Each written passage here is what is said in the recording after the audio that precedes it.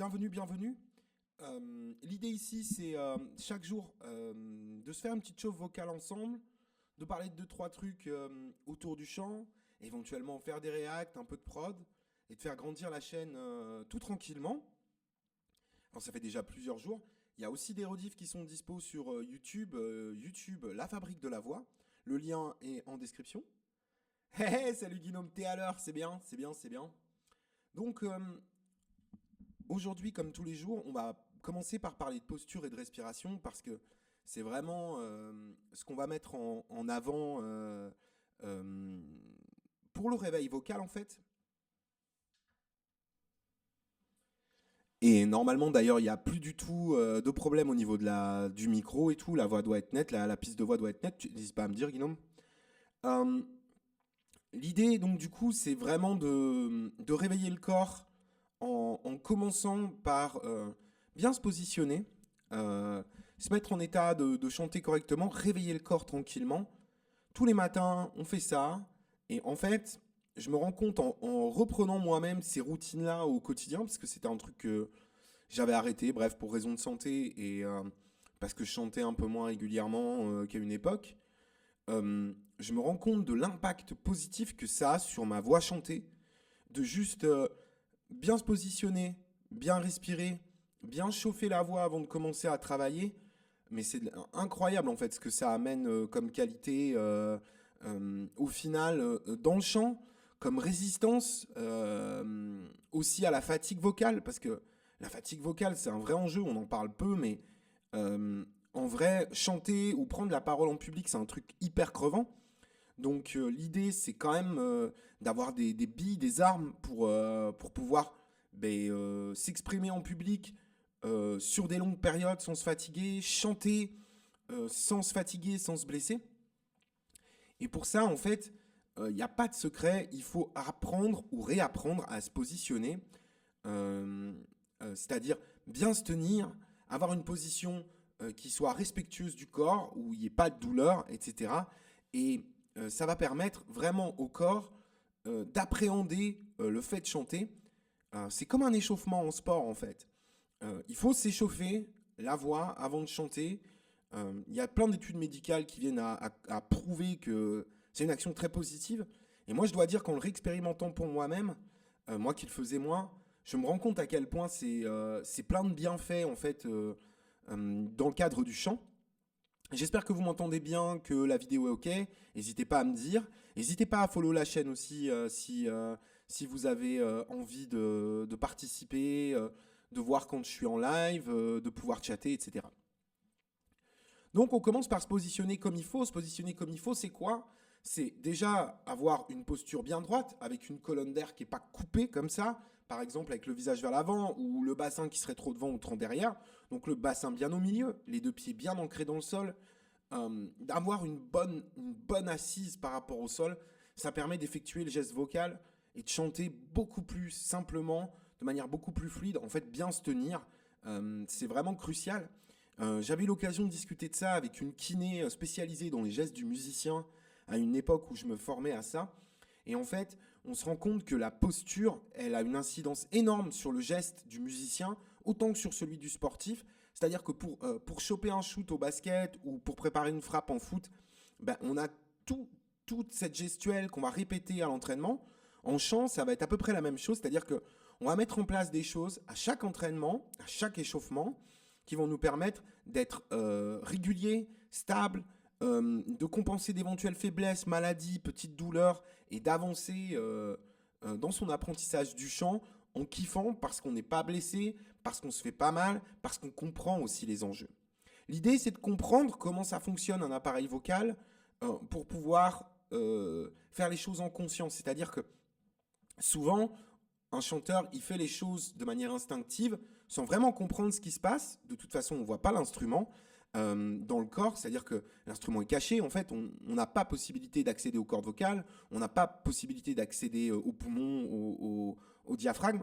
Donc, du coup, il faut se créer une représentation mentale des organes qui sont à l'œuvre quand on chante.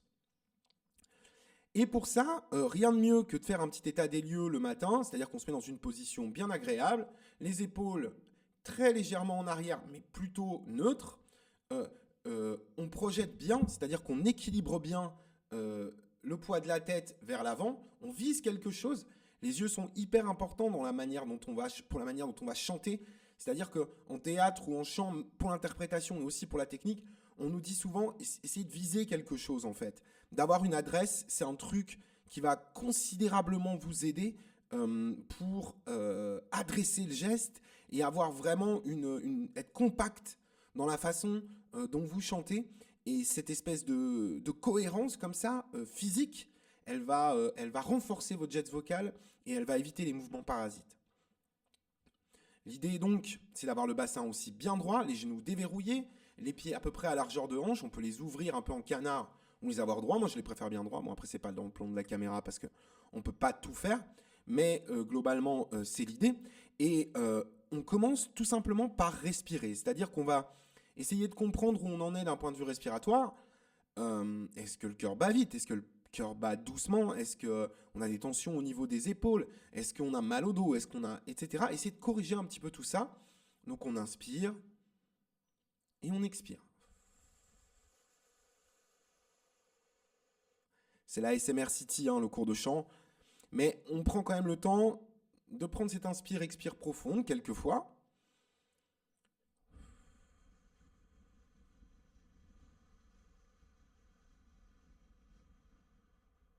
On inspire par le nez, on expire par la bouche. Pourquoi? Parce que l'inspire par la bouche, elle a tendance à assécher les muqueuses et les cordes vocales, elles ont besoin d'être bien hydratées pour pouvoir fonctionner correctement. Donc l'inspire-nez vient moins assécher la région de la bouche, de la langue, du voile du palais, du larynx, etc. Donc du coup, on inspire nez, on expire bouche.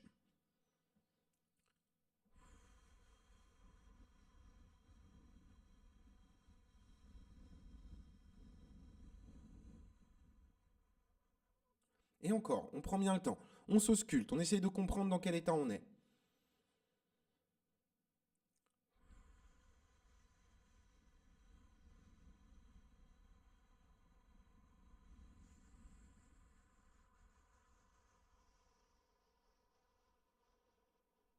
On va bien au bout de l'expiration. On essaye d'appréhender sa capacité respiratoire maximale, c'est-à-dire euh, quelle quantité d'air on est capable d'expirer après une inspire. Par contre, on ne va pas chercher à surinvestir l'acte d'inspiration, c'est-à-dire qu'on ne crée pas de tension à l'inspire, on ne lève pas les épaules, on ne va pas chercher une inspire comme ça, on ne va pas être dans une inspire défensive, mais plutôt profonde, proche de celle du yoga ou de la méditation. On va chercher à faire fonctionner le corps de manière régulière, sans le brusquer. Voilà, là j'ai inspiré, ça suffit. Il n'y a pas besoin de plus, il n'y a pas besoin de surinvestir le geste. C'est vraiment comme ça qu'on a une respiration qui est bonne hein, pour commencer le travail au niveau du chant. On va faire une variante de cet exercice qui est juste le fait d'inspirer, expirer à un rythme tranquille en inspirant par le nez et en expirant par la bouche en sonorisant sur un x. Je m'explique. Inspire, nez, x.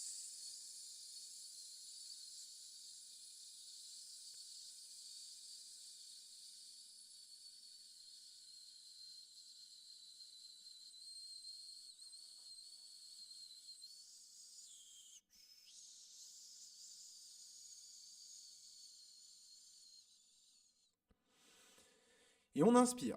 On prend le temps, on détend bien tout ça, et on le refait. Pourquoi ce x? Pourquoi? Parce que, en fait, sonoriser l'expire va nous forcer à sortir un certain débit d'air à l'instant T de notre corps, et donc du coup, un petit peu reproduire l'acte de chant. Quand on chante, on fait sortir de l'air qui passe sur les cordes vocales, deux cordes vocales qui vibrent, et cette vibration, ça produit du son.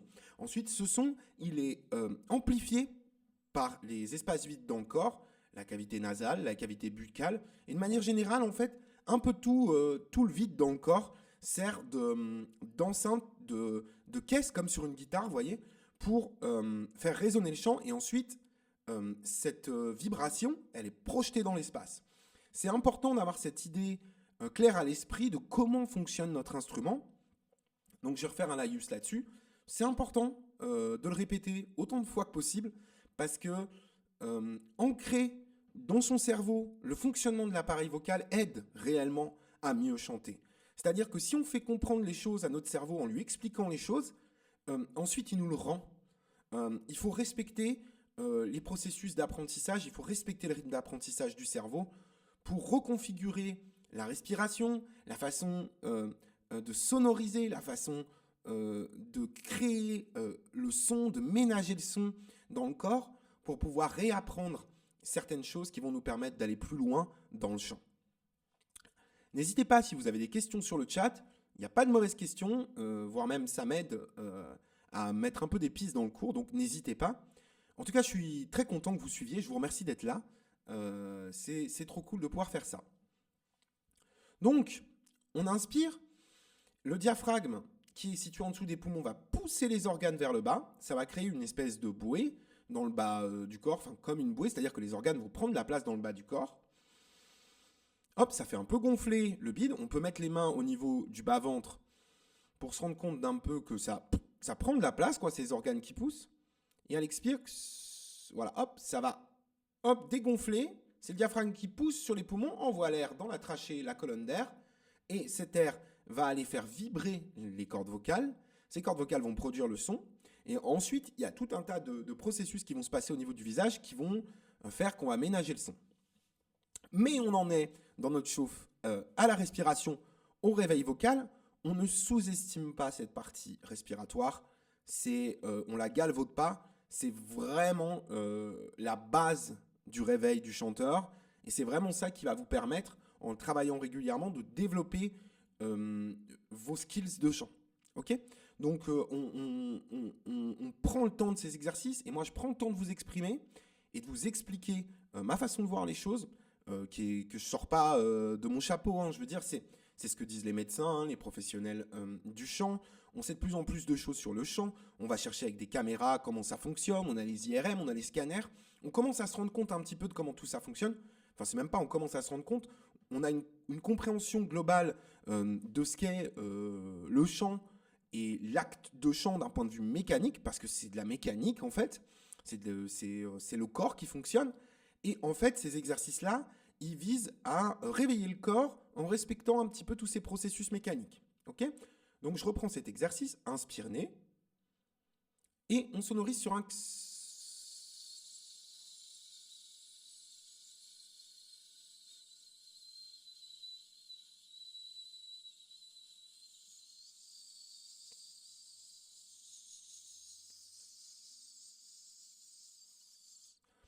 On va bien au bout.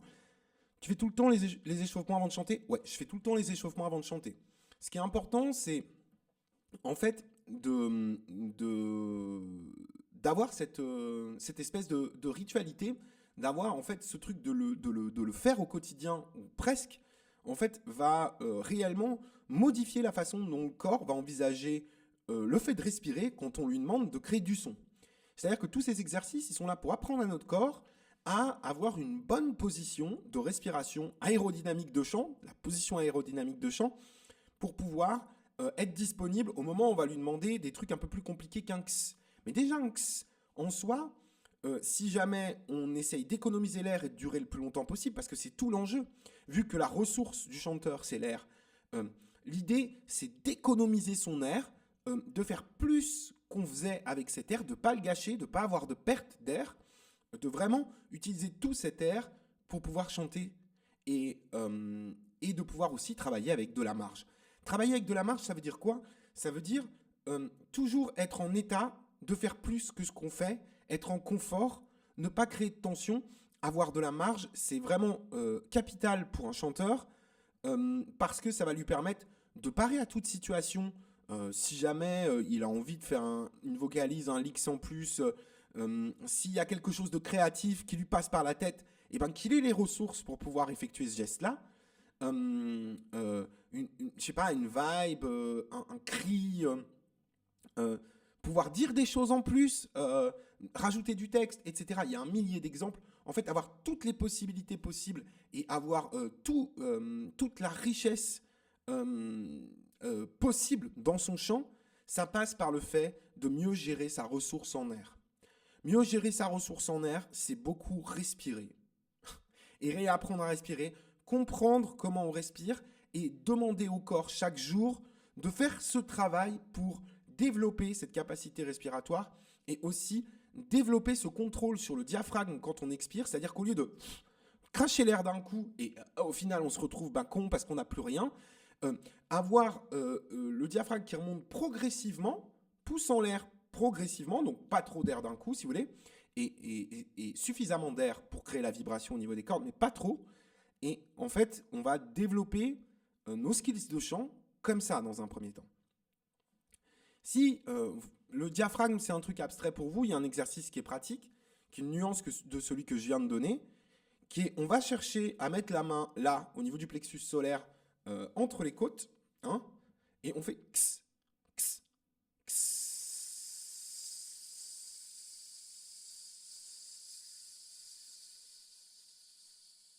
Et on va au bout. Là, je ne vais pas au bout parce que je vous explique une notion. L'idée, c'est de sentir un petit peu comment ça marche tout ça, sentir comment le diaphragme fonctionne, comment il vient pousser l'air en dehors des poumons et comment aussi, à l'inspiration, il va laisser la place à l'air de rentrer. Et en fait, ce mouvement-là, le diaphragme, c'est un muscle. Hein, et les transverses, les grands droits et tous les muscles posturaux, c'est musculaire. Donc, développer son chant, c'est développer sa musculature aussi, pas que, mais c'est une bonne base pour bien chanter, c'est une bonne base pour comprendre comment tout ça, ça fonctionne. Donc du coup, après avoir fait ces x, on peut commencer à se réveiller les muscles de la face. C'est un truc que tu connais bien, Guillaume. On va frotter les mains pour qu'elles soient à température de visage, et puis on va aller se masser un peu. Se masser le visage, ça sert à réveiller tous ces muscles en fait qui vont nous servir à chanter. Et il faut savoir quand on masse le front, les sourcils, mes énormes sourcils d'Emmanuel Chin, les tempes, les joues, le nez, ou alors le menton. On va chercher à détendre tout ça, à réveiller tout ça et à préparer la musculature de la face pour l'acte de chant. Donc du coup, ces muscles de la face, on en a énormément, je ne sais plus le compte exact, mais beaucoup. Et en fait, il faut savoir qu'on est une espèce complètement sociale, c'est-à-dire qu'il y a énormément de choses dans notre système de communication qui passent par les mimiques, les expressions et l'expression de nos émotions sur le visage. Donc on a développé tout un tas de muscles, tout un tas de choses. On peut reconnaître des milliers d'émotions différentes en regardant le visage d'un autre être humain. 2 jours d'affilée où je fais correctement mes échauffements. Bien joué Guillaume, t'es sur la bonne voie, c'est comme ça qu'il faut bosser le truc.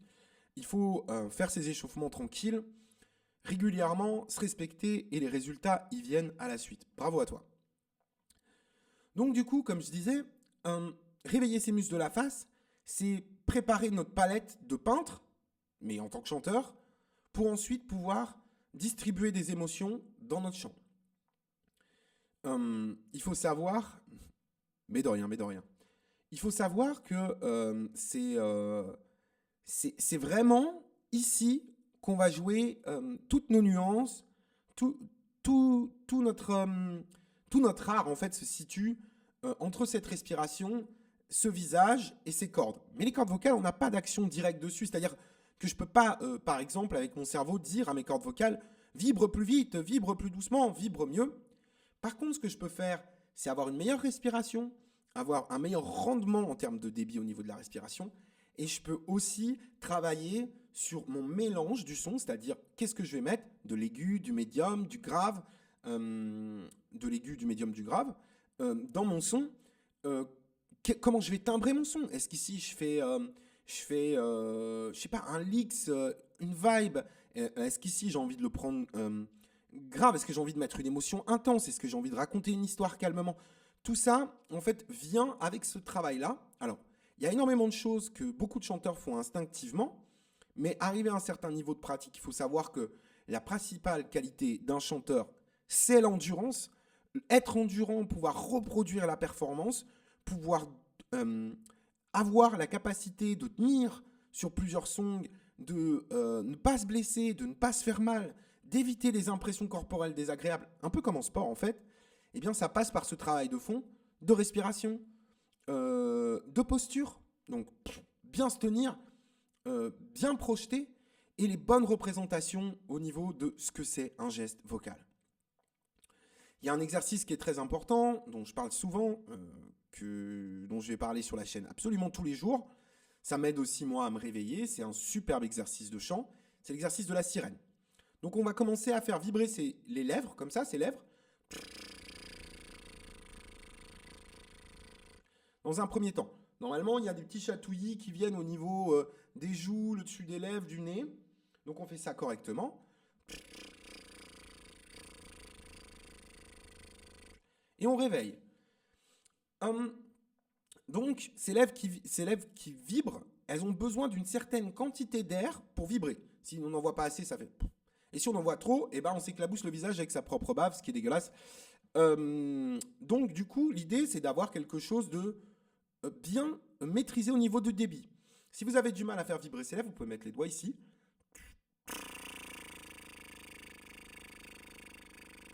Déjà, c'est le premier geste à maîtriser de cet exercice-là. Je vous invite à essayer chez vous. Moi, j'en profite pour prendre une petite pause. Donc, on essaie de faire vibrer les lèvres. Et on va commencer par faire descendre le son. On part d'un son qui est celui de la voix parlée, par exemple, c'est... moi, je suis à peu près là, sur ma voix parlée. Et on descend comme ça. On descend pas la tête, hein, on descend en termes d'aigu et de grave. Donc, on descend dans le grave. Voilà. On fait ça quelques fois. Ça aide à détendre un petit peu toute cette région. Ça aide aussi la respiration à se calibrer comme il faut pour chanter.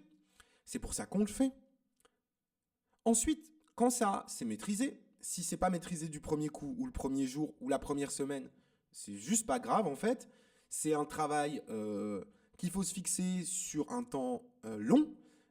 C'est long de modifier des habitudes du corps. Long, je veux dire, ça se compte en mois. Il faut plusieurs mois pour configurer un corps, reconfigurer un corps à chanter correctement. Que ce soit des problèmes de justesse, que ce soit des problèmes de timbre, que vous ayez des problèmes pour vous faire entendre parce que vous considérez que vous ne parlez pas assez fort, que vous avez l'impression de faire du forçage vocal, etc. Ces exercices, ils sont bons pour tout ça. Et reconfigurer le corps pour passer ces étapes-là, ça prend un certain temps et ça demande un peu de régularité. Donc, faites-vous confiance, faites confiance aux exercices, c'est des bons exercices que je vous donne là, et prenez le temps de travailler sur vos fondamentaux. Les fondamentaux, la respiration, la posture, le réveil du corps et des muscles de la face, c'est déjà des choses qui vont vous faire considérablement progresser en chant et qui vont aussi atténuer votre fatigue vocale quand vous parlez. Ok. Donc, cet exercice des lèvres de la sirène, on va donner une consigne supplémentaire. On va partir du bas de la tessiture, on va monter par le médium, on va aller vers l'aigu et on va redescendre en bas. Je vous donne un exemple.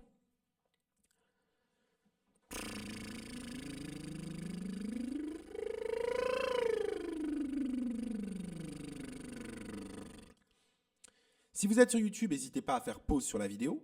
Pour ceux de Twitch, je vous laisse le temps de le faire vite fait. Mais vous pouvez aussi aller sur YouTube, La Fabrique de la Voix, si vous avez envie de revoir le cours. Le cours sera en ligne dans l'après-midi. L'idée, c'est de reproduire cet exercice un certain nombre de fois et d'avoir cette impression de progression dans l'exercice. C'est-à-dire que répéter l'exercice va faire que vous le faites de mieux en mieux.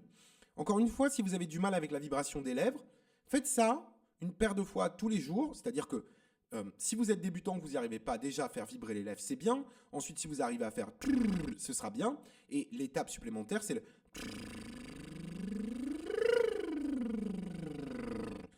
Là, je l'ai fait rapidement. L'idée, c'est de décomposer le geste le plus possible pour aller du grave en passant par le médium vers l'aigu. Passer en voix, les gens disent de tête, mais ça s'appelle un mécanisme en phoniatrie. Le mécanisme 1, ça va être la voix parlée principale. Le mécanisme 2, ça va être ça. Ça existe chez les hommes et chez les femmes. Hein. Même si chez les hommes, l'impression à l'écoute, elle est plus flagrante, l'impression que d'une voix de fausset. Mais chez les filles, il y a le même phénomène des mécanismes. Il y a aussi un mécanisme 3, c'est la voix de sifflet, c'est celle de Maria Carey. Je ne vous la fais pas ici, ce serait très moche.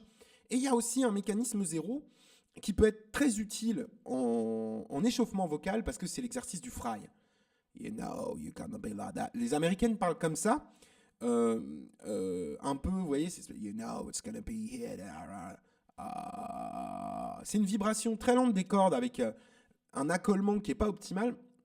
Je vais essayer de vous trouver pour la fin de ce cours une petite vidéo de cordes vocales en vibration, que vous ayez un peu une impression de ce que c'est des cordes vocales qui vibrent en action, parce que c'est important de comprendre comment ça marche dans le corps. Comme je vous l'ai dit, on n'a pas accès directement à ces cordes vocales. Alors, petit point, ça peut sembler barbare un petit peu ce que je vous fais là, c'est-à-dire, ah mais en fait, chanter, c'est un peu chiant, etc. Non, pas du tout, chanter, c'est la plus belle chose du monde, enfin c'est mon point de vue, c'est vraiment un moyen d'expression formidable, mais il faut en passer par un certain nombre d'exercices techniques pour prendre un vrai contrôle sur la partie artistique et d'expression du chant. Et moi, je m'attelle à vous donner des clés pour comprendre dans un premier temps cette partie technique, cette partie mécanique, parce que c'est ça qui va vous faire progresser. Il y a des beatboxers qui utilisent ça dans leur beat. Bah ouais, j'imagine bien. Le fry, c'est vraiment un outil très cool. Ça permet d'avoir un son différent. Ça permet, effectivement, ça peut être artistique, mais nous, on s'en sert là pour le moment pour réveiller les cordes vocales.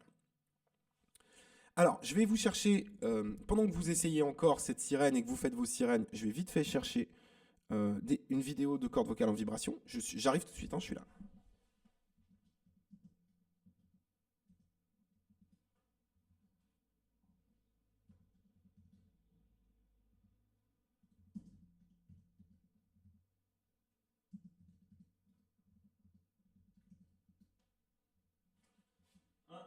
Ah, voilà. Alors, on va changer la chaîne Twitch. Hop.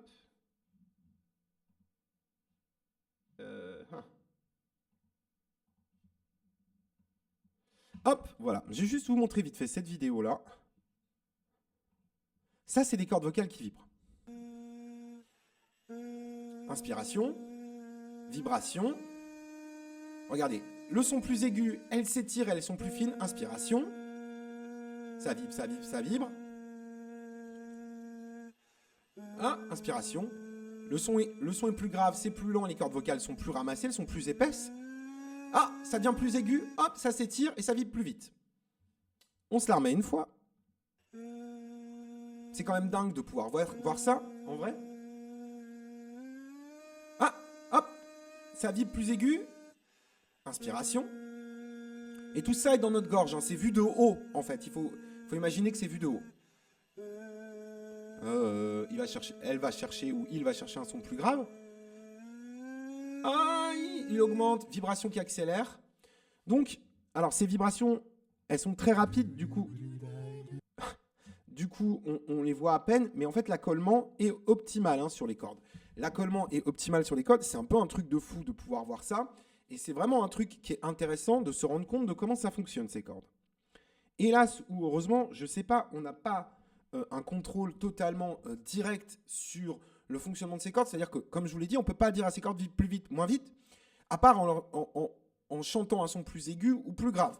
Donc on n'a pas, comme si j'avais ma main, là, mon doigt, et là, voilà. On n'a pas de contrôle sur le geste en soi. Donc du coup, l'idée, ça va être de laisser cette partie-là bosser, pas d'avoir de tension dans les cervicales, pas d'avoir de tension sur les épaules, notamment à l'inspire.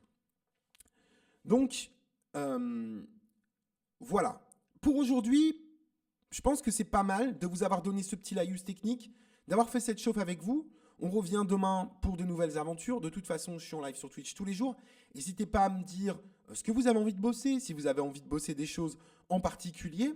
Moi, je suis tout à fait ouvert à ce genre de propositions. Et puis, on va faire des choses, bien sûr, au clavier. Moi, je vais vous proposer aussi des sessions où je vais prod, où je vais travailler des titres. Ça aussi, ça peut être l'occasion d'échanger autour de ça, de parler de ça. Samedi, je vais faire un marathon où je vais, moi, travailler sur le logiciel, faire des prises de voix sur un cover. Comme ça, vous pouvez me voir bosser. Après, ma façon de bosser, elle vaut ce qu'elle vaut, mais c'est la mienne. Et en tout cas, je suis capable de l'exprimer et de la motiver. Moi, je suis un immense admirateur de la discipline du chant. Pour pour moi, c'est vraiment un plaisir de pouvoir commencer à transmettre ça. J'espère que je vous le transmets de la bonne manière. N'hésitez pas à me faire des retours sur Twitch, via le chat. Vous pouvez créer un compte et interagir dans le chat ou suivre la chaîne. C'est un petit cœur. Voilà. Vous cliquez sur le cœur et vous suivez la chaîne. C'est complètement gratuit. Ça vous permet de savoir quand je suis en live. Il y a aussi la chaîne YouTube, La Fabrique de la Voix, où je mets les rediffusions de ces cours. En tout cas, je vous remercie d'avoir suivi ce stream. Je fais pas plus que 30-40 minutes parce que j'ai l'impression que sinon ça va être long. À partir de la semaine prochaine, je ferai des réacts tous les jours et aussi je vous montrerai un petit peu des leaks, des choses en particulier sur du répertoire, par exemple le vibrato. Je vais avoir plein de thématiques là-dessus en deuxième partie de cours. Pour le moment, on met déjà en place cette première partie de cours.